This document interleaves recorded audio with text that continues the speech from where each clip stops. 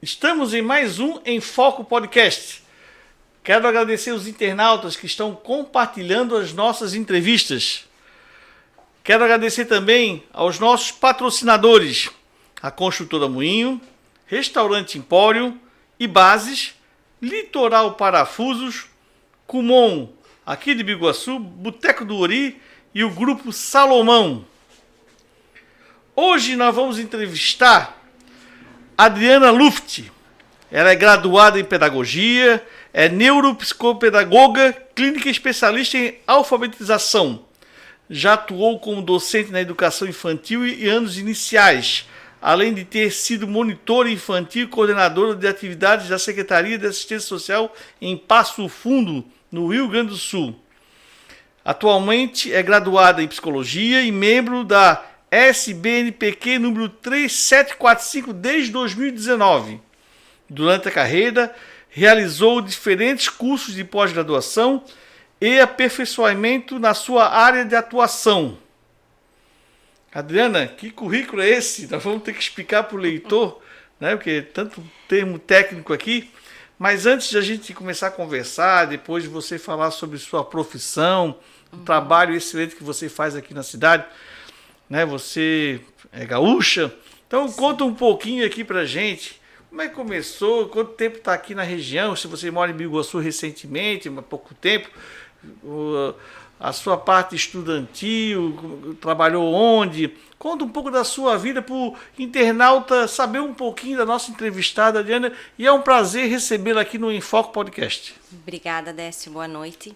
Primeiramente, eu quero agradecer o convite. É uma honra estar aqui conversando com você nessa noite. E eu, como você falou, sou do Rio Grande do Sul, né? Minha cidade natal é Passo Fundo. Passo Fundo. Então, eu morei lá por muitos anos, constituí família. E nós viemos para Santa Catarina em 2007. 2007? 2007. Então, inicialmente, nós moramos em São José. Eu, meu esposo e as minhas filhas, né? E depois, nós viemos para Biguaçu em 2009. Então, desde 2009 eu estou em Biguaçu. Já está há 18 anos em Santa Catarina? Já, 18 anos. Por que esse pulo? O que aconteceu? Eu penso que a vida nos trouxe, né? Inicialmente foi a família do meu esposo que veio, minha sogra e minhas cunhadas.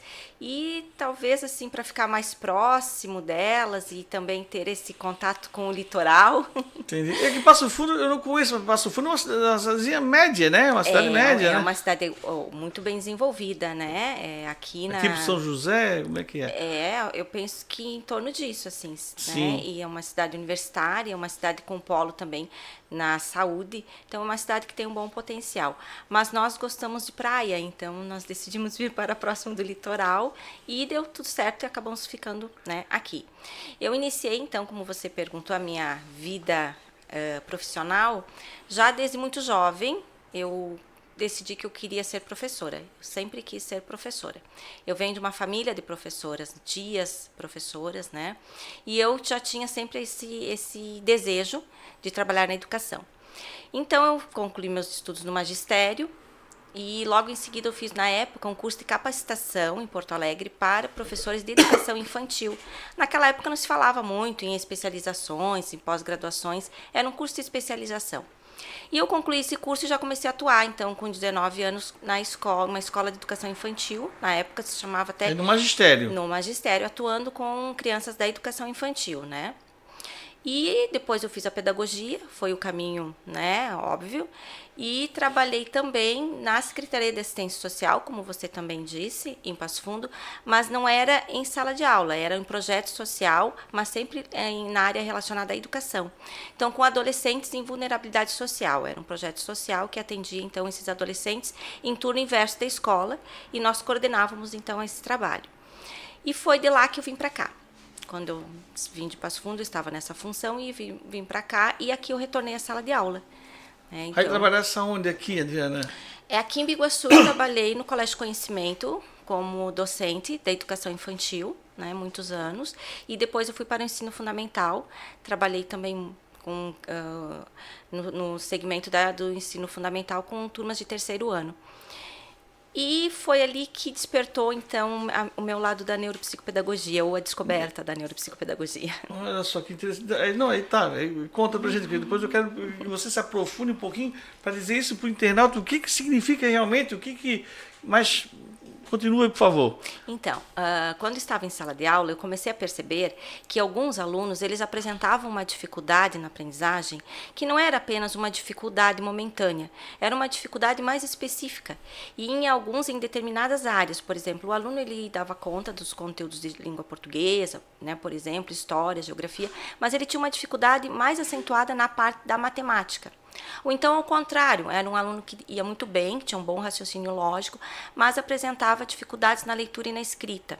Porque no terceiro ano nós ainda estamos falando de alfabetização, né? E aí isso começou a me intrigar, porque eu usava de todo o meu conhecimento pedagógico, usava das metodologias que eu tinha conhecimento na época, e em algumas situações eu não conseguia entender o que estava acontecendo naquela situação, para poder ajudar esse aluno, né? Porque dificuldades na escola, todos nós temos em um determinado momento, né? Você sempre vai ter um momento ali, ou algum conteúdo, ou alguma disciplina, ou algum ano escolar com alguma dificuldade. Mas quando se torna algo muito pontual, é difícil você entender o que está acontecendo. E isso me intrigava. Então, eu procurei estudar mais. E aí eu fui cursar, então, a pós-graduação em neuropsicopedagogia. Aí você cursou aonde, Adriana? A neuropsicopedagogia. É um nome bastante... Da Faculdade Sensupeg. É uma faculdade que é sediada em Joinville. Porém, eles têm polos, né? E o polo, então, em Florianópolis, nós tínhamos, na época, aulas presenciais, porque foi anterior à pandemia, isso foi em 2017. Já estava em Biguaçu, quando começasse a cursar isso daí? Já estava em Biguaçu. Então tinha pedagogia, magistério e tal, e aí depois, devido a essa tua vendo essa questão desses alunos, aí você começou a se interessar no assunto. E aí estudou, começou a fazer curso sobre isso. Aí eu fiz a pós-graduação em neuropsicopedagogia clínica, presencial, né? Era um curso presencial. Nós tínhamos aula um final de semana por mês, com todas as disciplinas ali que envolvem a questão da aprendizagem do ponto de vista da neurociência, né? Porque já é neuropsicopedagogia, porque ali envolve, então, a pedagogia, a psicologia cognitiva e as neurociências, que são os estudos mais recentes que nós temos, né? Acerca da aprendizagem humana, voltada, então, na área da neurociência. E concluída essa minha pós-graduação, eu fiz a clínica e a institucional. Qual que é a diferença? A clínica é para atuar em consultório, como eu atuo hoje. A institucional para trabalhar em instituições, como em escolas. Então, eu fiz as duas formações. Você pode trabalhar nas duas áreas ali? Posso, estou tanto habilitada. Na clínica você hoje tem... A Adriana tem um consultório aqui em Biguaçu, na rua Leopoldo Frei-Bege, depois ela vai fazer a propaganda dela no final do programa, e ela atende crianças, eu percebo ali que ela atende até... Tá, mas continua, porque depois... como é que funciona? Atende criança, adulto? Porque, assim, Adriana, o que eu percebo assim... Eu estudei, eu já tenho a minha idade, eu estudei em sala de aula e tal, mas parece que aumentou tanto essa questão, vamos poder, crianças autistas, por exemplo. Eu nunca ouvi falar isso na minha vida. Até 10 anos atrás, 5 anos, eu nunca ouvi falar disso. Que hoje tem muita criança autista, é isso, aquilo, mas na época que eu estudei no segundo grau, eu nunca ouvi falar. Por que não existia isso na nossa época, pelo menos que eu me lembro disso, e hoje é tão divulgado, existe tanto problema desse tipo, né? Então, mas continua, aí você pode responder essa minha pergunta. Então, respondendo essa tua pergunta, essa questão dos transtornos de neurodesenvolvimento, né, que ali o transtorno do espectro autista, ele está dentro do quadro dos transtornos de neurodesenvolvimento. Então, o que acontece? Como você bem falou, na minha época também eu não lembro de ter colegas com diagnóstico de autismo em sala. Essas crianças sempre estiveram, né, presentes, sempre existiram. Porém, algumas, os diagnósticos hoje são mais assertivos, né? Não se tinha esse conhecimento. Então existia, mas não sabia o que acontecia. De repente a criança mais, assim, do jeito mais doidinho ali e tal...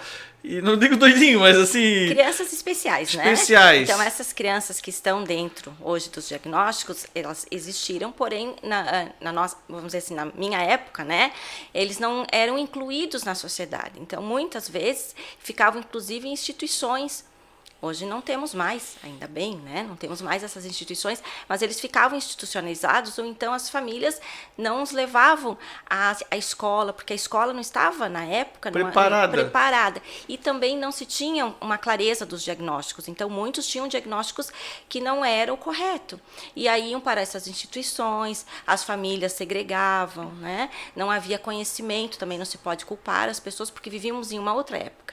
Então, não se tinha esse conhecimento, né, das situações muito específicas dos diagnósticos, que hoje a gente já tem, né, tanto que dentro do próprio transtorno do espectro do autismo, nós temos ali níveis de suporte diferenciados. Então, isso são questões que a ciência estuda e continua estudando, vai estudar, né, sempre vem novidades a respeito das questões de saúde mental e das questões de saúde biológica.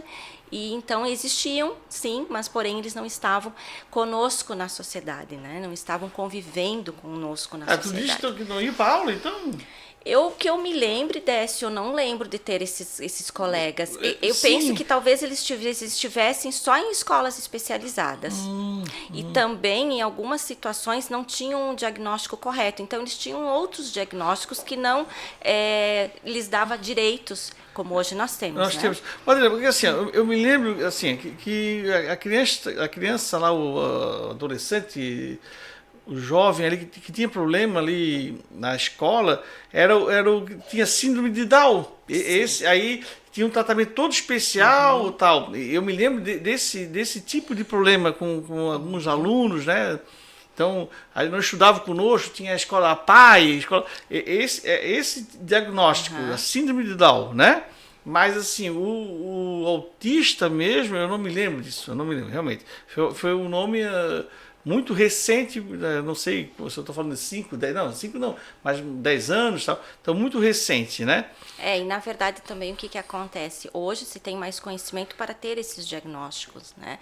Então quando a gente fala assim que houve, é moda, hoje tudo é autismo, isso não é uma verdade, isso é um senso comum, né? Não se pode usar disso como um ponto de partida, porque hoje a medicina, os médicos especialistas, eles têm mais clareza, e nós também que estudamos sobre o assunto, de quais são os indícios, né? Quais são as características, quais são as questões que nos levam a ter um indício de um diagnóstico. Entendi. Então, se tem mais conhecimento sobre o assunto. Na Entendi. realidade, é isso. E o diagnóstico da criança que está com esse problema, aí é tipo um retardo que ele tem, ele não consegue aprender de uma maneira normal. É isso que acontece? Que eu já ouvi falar de autista excelente na música, autista excelente na matemática, coisa assim. Como é que explicar para o nosso internauta, Diana, como é que é o diagnóstico? Porque ele não é um retardo, né?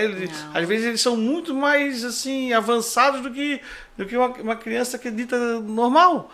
Na questão do próprio transtorno, né, do espectro do autismo, quando eu falo assim que tem níveis de suporte, então tem nível 1 de suporte, nível 2 de suporte e nível 3 de suporte. Então, mesmo dentro do mesmo nível de suporte, há uma individualidade muito importante de cada paciente com esse diagnóstico. Então, por exemplo, quando a gente fala em deficiência intelectual, não é uma característica especialmente do autista. Tem pessoas que não são autistas e que não têm diagnóstico, mas que têm deficiência intelectual. Entendi. Então, dentro do próprio espectro, já fala, né, que é um espectro porque ele tem muitas nuances. Então, tem pacientes que estão dentro do espectro e que não apresentam grandes dificuldades escolares. Porém, tem outros com maiores dificuldades em áreas mais específicas, e aí também nós temos, inclusive, pacientes, né, com o diagnóstico do autismo que são não verbais. Então, isso tudo é esclarecido pelo médico. O médico que vai, né, dar o diagnóstico e vai colocar o nível de suporte. Então, isso é muito individual. né? Tem pacientes que aprendem com uma facilidade, como você falou, né? Muito grande. Inclusive, antigamente se usava muito o termo Asperger, né? Que era aquele que se via um autista como um gênio. Então, hoje não se usa mais esse termo. Então, nós temos os níveis de suporte que nos faz compreender melhor as características de cada um. Porque vendo assim, fazendo reportagem sobre o autista e tal, eu tenho meu falecido irmão, faz 4 anos que ele faleceu. Meu irmão é um pouquinho mais velho do que eu.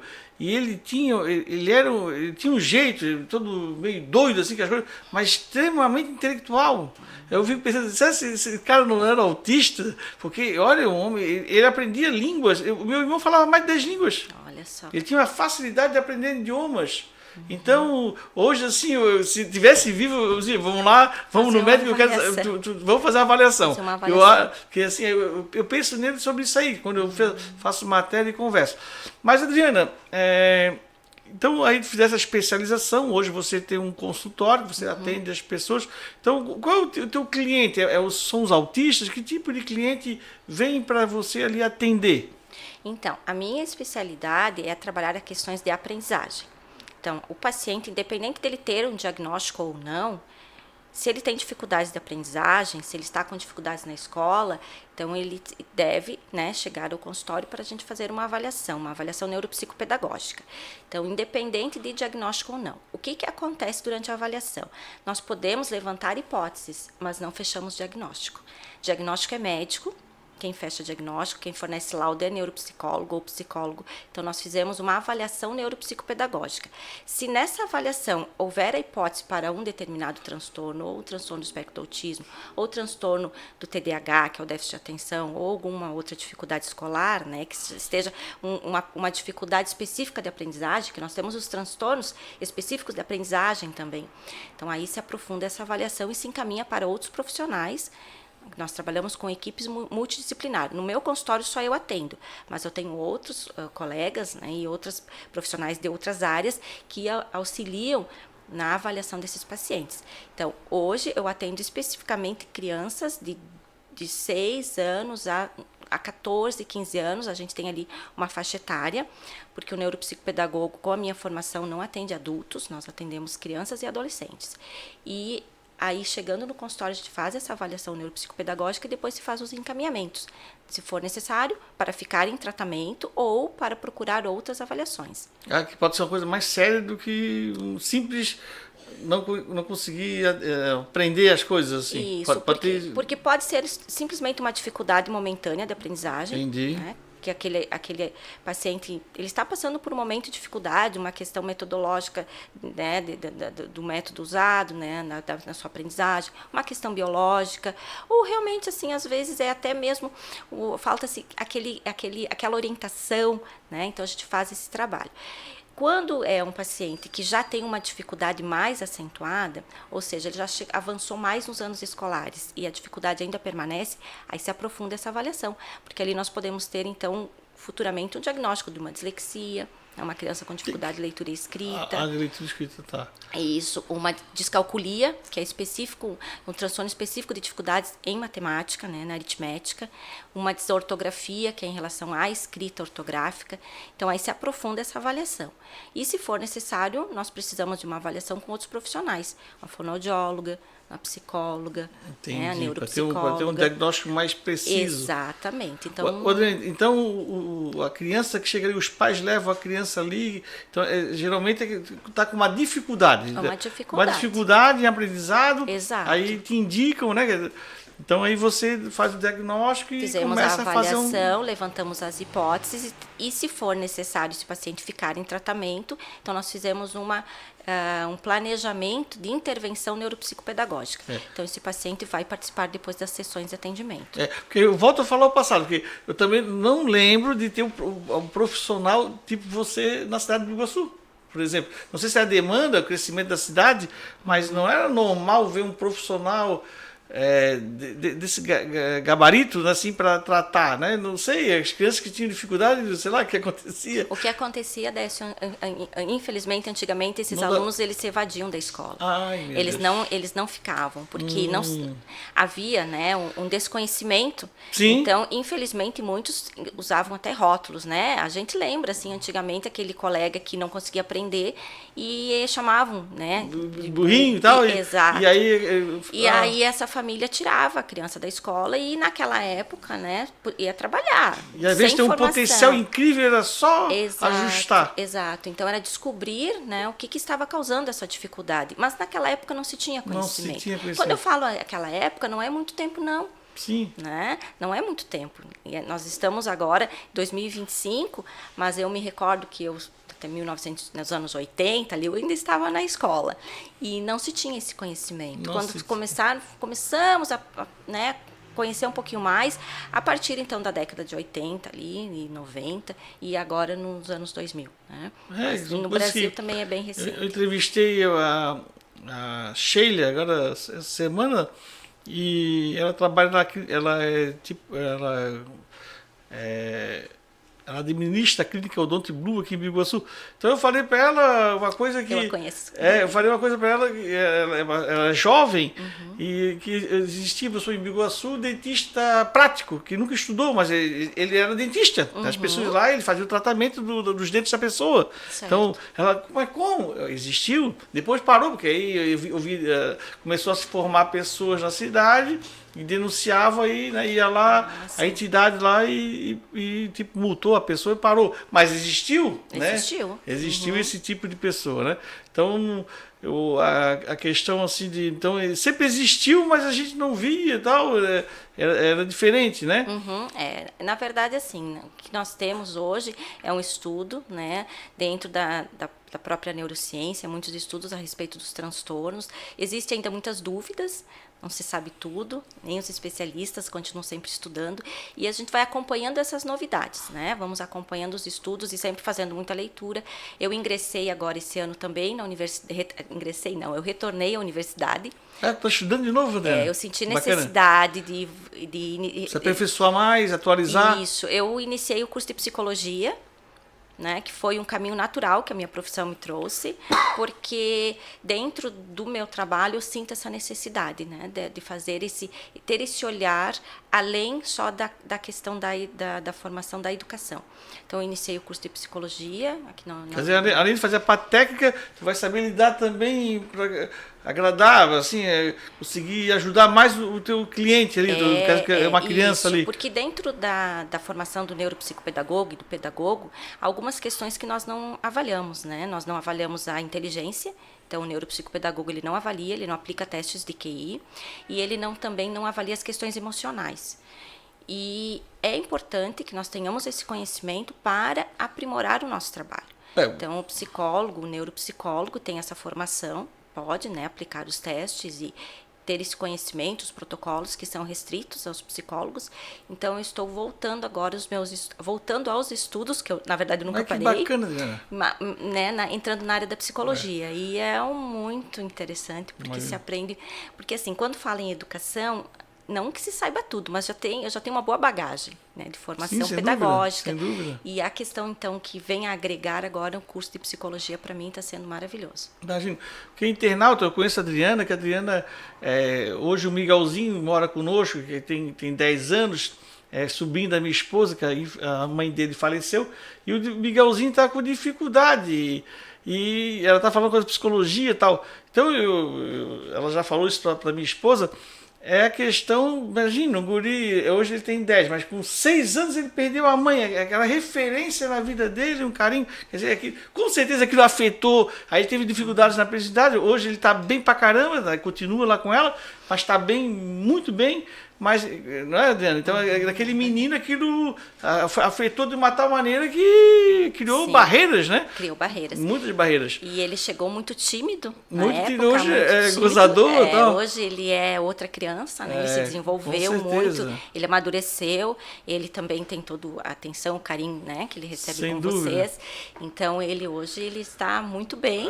Não há dúvida, não há dúvida. Está muito bem. Então, quando ele chegou, ele tinha dificuldades muito grandes. Agora imagina, Adriana, se não é querer puxar para o teu lado, mas não é, assim, não leva para uma profissional, né? Aí a dificuldade que esse guri teria, seria tudo mais difícil na vida dele, o aprendizado. Então hoje ele está se liberando dessas barreiras para poder ser uma pessoa melhor, aprender melhor, ser feliz. A aprendizagem, né? Sem dúvida. A autoestima, porque um aluno que ele não consegue aprender, ele também tem problema de autoestima, porque ele vê na sala que ele não está conseguindo. Ele mesmo falava para mim assim, né? Agora eu vou comentar contigo. Não tem problema. É que todo mundo sabia ler na sala dele e ele ainda não conseguia.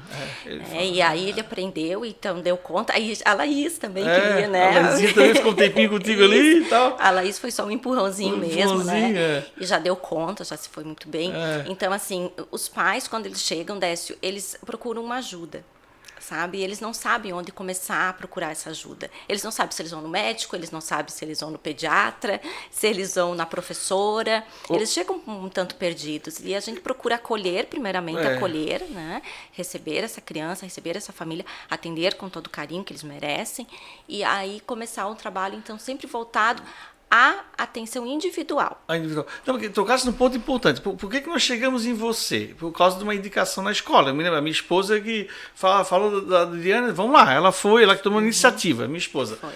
Tá, mas se não tiver, vamos supor, nós tivemos essa indicação porque a escola lá te conhecia, né? Que eles estavam matriculados. Mas se não tiver essa iniciativa ali para alguém te indicar ou indicar outro profissional, eu queria que você falasse para o nosso internauta, Adriana, porque vai ter pais aqui ouvindo que de repente estão com esse problema em casa. O que ele tem que ver na criança? Claro, se ela tiver deficiência ali, não está conseguindo aprender, mas quais são os tópicos ali que acontecem na criança que eles podem, meu Deus, eu tenho que procurar ajuda. É isso. Eu queria que tu deixasse bem claro isso para o internauta, porque para os pais saberem o que ele deve fazer na hora que eles, tá aqui um caso do meu filho, tá assim, eu tenho que buscar observar, ajuda. Né? Observar, essa é a palavra. Então, uma criança que ela está matriculada regular na escola, está dentro da faixa etária, né? Recebe toda a atenção da parte escolar e da família, mas ela ainda assim ela não está conseguindo avançar. Uma criança que já recebeu também, em algumas situações, aulas de reforço escolar. Mesmo assim, ela ainda encontra dificuldades. Uma criança com uma dificuldade de memória. Então, por exemplo, a mãe e o pai relata, não, mas ela estudou, ele estudou e chega na hora da prova, ele não consegue, ele não lembra. Ou então, aprendeu na escola, mas quando chega em casa não lembra mais. Então, é uma dificuldade de retenção ali do aprendizado. Uma criança com baixa autoestima, desmotivação para ir para a escola. Chega no momento de ir na escola, dá uma dor na barriga, dá uma dor de cabeça, a criança não se sente motivada, porque algo não está bem. Então, essas são algumas questões que nós observamos. Outra queixa muito importante é a dificuldade de atenção. Então, há um relato assim, não, mas ele é muito desatento, ele é muito inquieto, né? Eu falo ele, mas aqui nós estamos falando, pode ser meninos ou meninas. Então, tem um comportamento, às vezes, mais agitado, ou tenta fugir na hora de fazer os deveres, não quer fazer, não tem entusiasmo. Então, essa criança, ela precisa ser avaliada, precisa ver o que está acontecendo com ela, porque algo está incomodando. E nós precisamos descobrir para poder ajudar.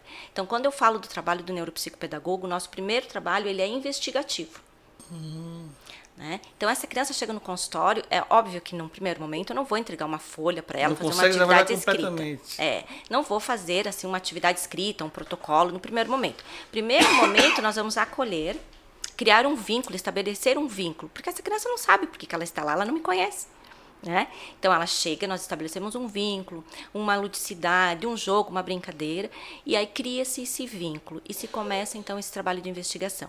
Aí, claro, temos ali uma série de protocolos, né, para cada faixa etária, para cada demanda que a gente aplica, para chegar no final com a nossa avaliação.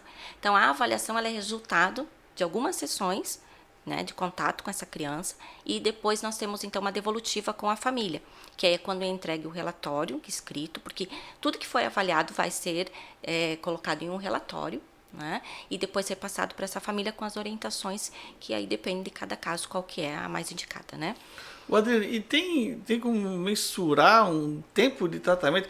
Geralmente, em tanto tempo eu conserto o problema, eu resolvo o problema. Como é que funciona isso, Adriana? Infelizmente, a gente não tem, assim, como ter essa imediata, né, o pai pergunta resposta. Lá. Entendi. Porque, assim, é muito individual. É muito individual de cada paciente, né? Por exemplo, assim, temos paciente que em 6 meses, também depende, assim, da faixa etária, né, Décio? Depende das dificuldades que essa criança apresenta. Por exemplo, uma criança que está com dificuldade na aprendizagem, de leitura e escrita, mas ela está lá no finalzinho do primeiro ano, início do segundo ano, as lacunas dela não são tão grandes. Então, em um tempo menor, se consegue, a não ser que seja uma dificuldade, um transtorno específico, por exemplo, uma dislexia, né? Se demora mais tempo para ter esse diagnóstico, vai mais tempo. Dislexia, o que é? É um transtorno específico de aprendizagem. Tá. Está lá no DSM-5, ele é específico para leitura, pode ser um prejuízo em leitura e escrita ou em escrita. Então, a gente tem, assim, esse olhar, mas é um diagnóstico de difícil, vamos dizer assim, fechamento de imediato. Por quê? Porque precisa de um tratamento, precisa de outros profissionais para avaliação. Então, essa é uma hipótese quando chega uma criança que ela tem muita dificuldade na alfabetização e já foram propostas várias tentativas. Mas também não vai chegar uma criança no primeiro ano já com essa hipótese. Então, primeiro se faz esse primeiro trabalho. Essa criança dá conta, ótimo, ela vai seguir muito bem. Outros, eles têm uma dificuldade maior. Não é só na leitura e na escrita, é em todo o contexto escolar. Então, no raciocínio lógico, na atenção. Então, esse vai precisar, talvez, de mais tempo de atendimento, porque a gente vai tratando conforme as dificuldades são mais preocupantes naquele momento. Então, por exemplo, uma criança, primeiro ela aprende a ler, depois ela aprende a escrever. Então, depois a gente vai trabalhar outras questões. Então, ali é muito individual, é difícil a gente ter, assim, um planejamento de tempo. Entendi, porque é muito individual. Adriana, e assim, nós citamos o Miguel, né, que muita coisa influenciou ali dele, é a questão, né, da perda da mãe e tal. Claro. Então, existe alguma coisa genética? Sim.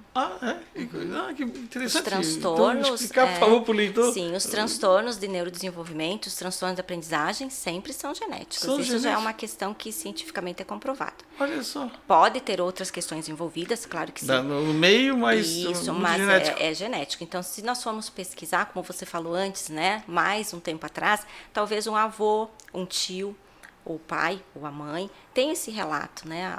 Os pais às vezes, não, mas eu tinha essa dificuldade e eu não conseguia aprender.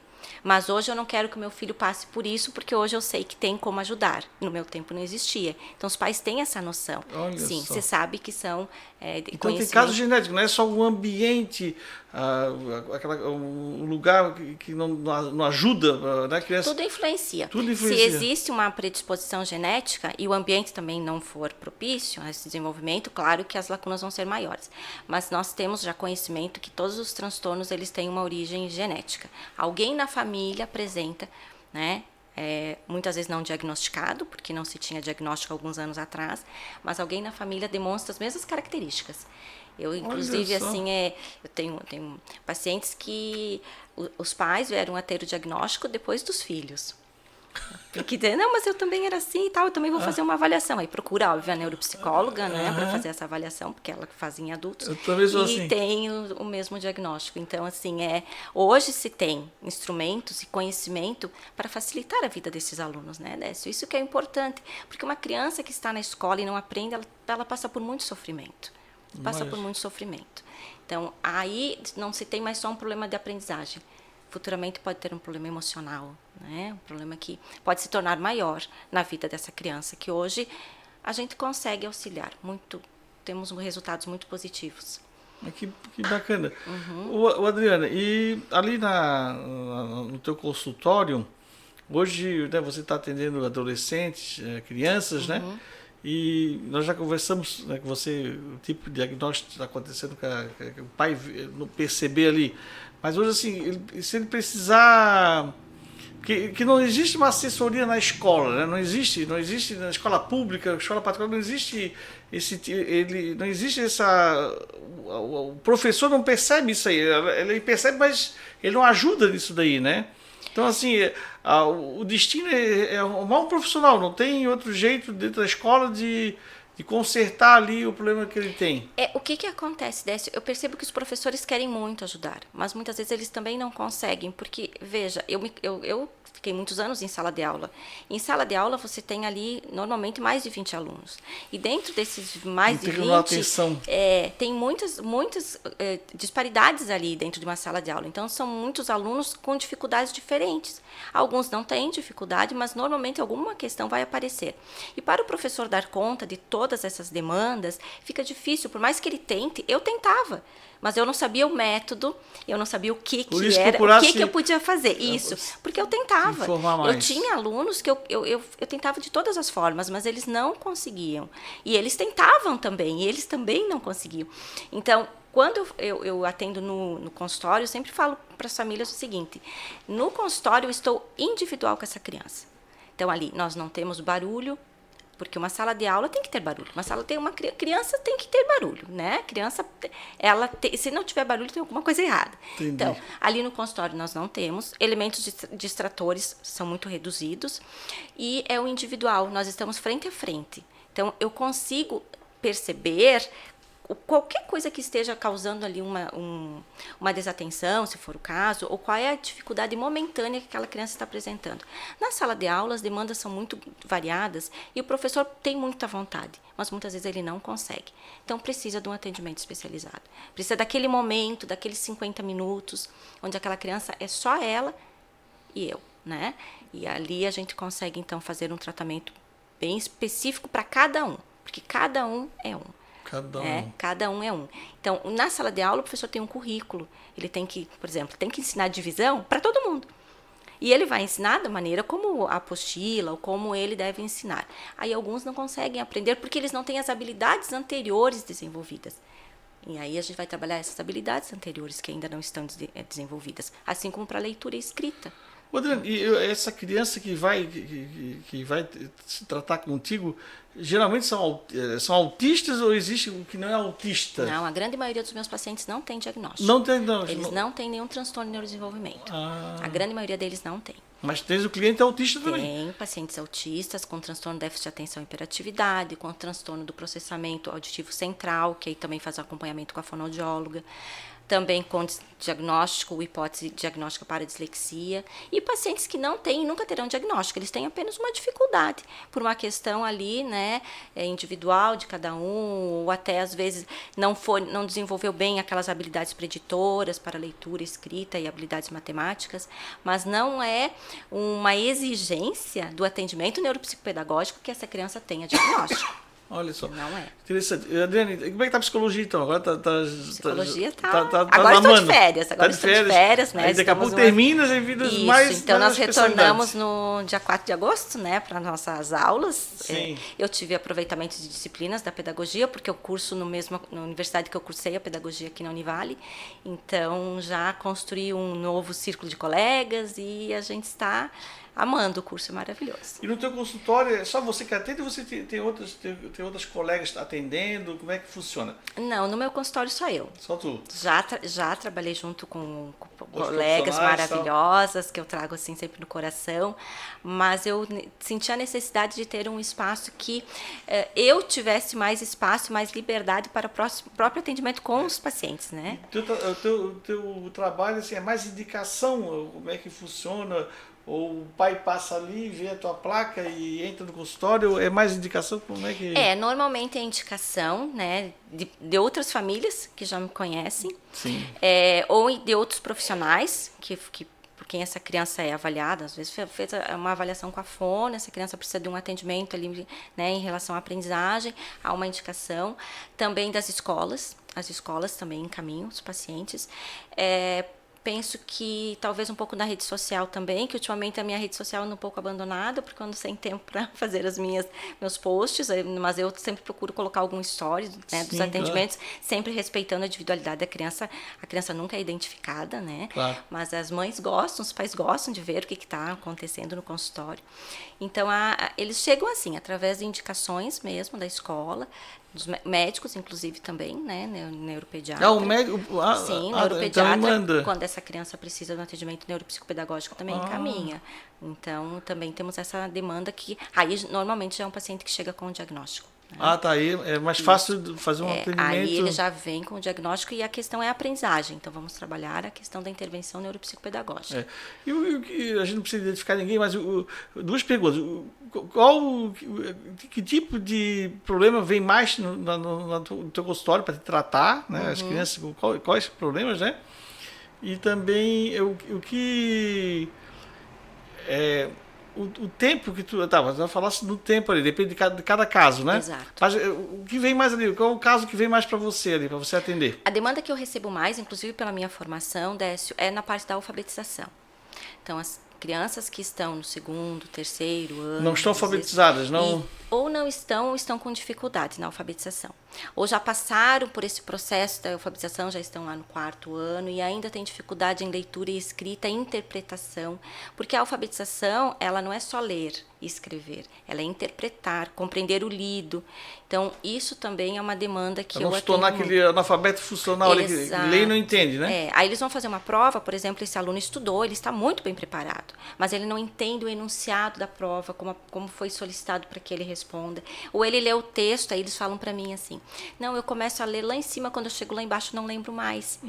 Então, é uma questão ali que também a gente trabalha a questão da compreensão textual, da escrita, da produção textual.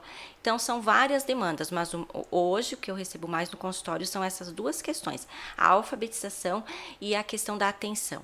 Então, não é toda falta de atenção que é transtorno do déficit de atenção. Sim. Então, a gente tem que ter sempre muito esse cuidado. Nós nunca recebemos um paciente com hipótese diagnóstica, não. Essa hipótese pode vir a surgir ou não, né? Então, a gente tem que ter muito cuidado com isso.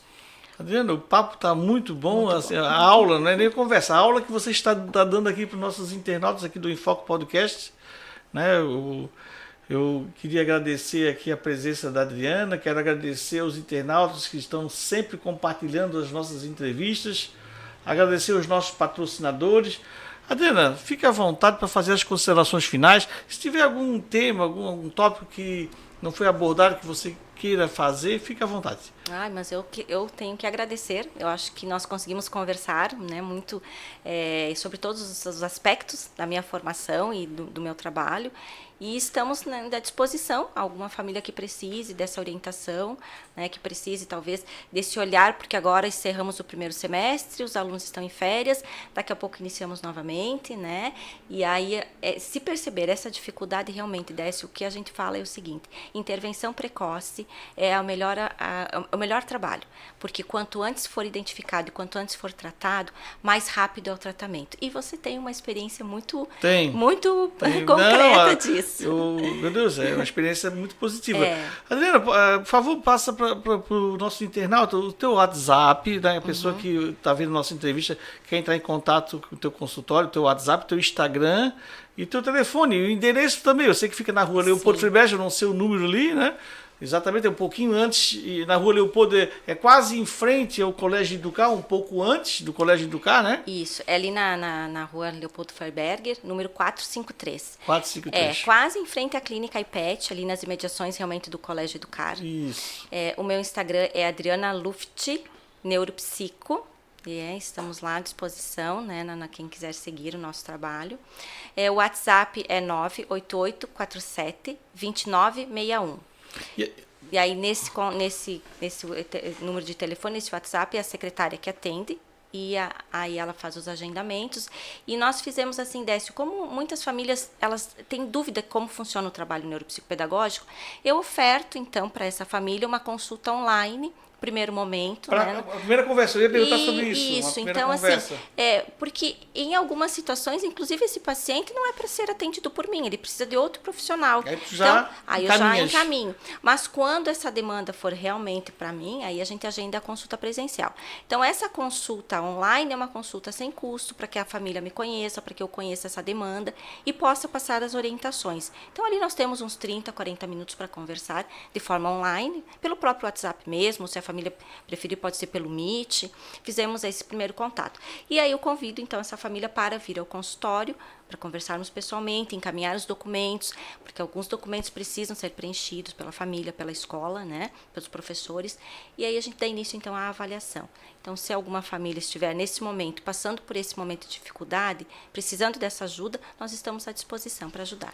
Tenalta, eu tenho na prática aqui, realmente o meu sobrinho que está com a Adriana lá fazendo o tratamento e a evolução dele foi exponencial. Então, assim, você, pais, né, que estão com os filhos com algum problema ali, que você está sentindo uma dificuldade, não custa. Ó, tem aí uma avaliação gratuita, né, tem as redes, os contatos que a Adriana passou para vocês, e não custa fazer uma avaliação, porque eu acho que o melhor investimento que você faz é no deixar o seu filho, né, um parente seu bem ali para ele poder aprender e fazer uma carreira no futuro. Então, assim, Adriana, mais uma vez, muito obrigado mesmo eu volto a dizer aqui, pela aula que você deu aqui, que é muita informação.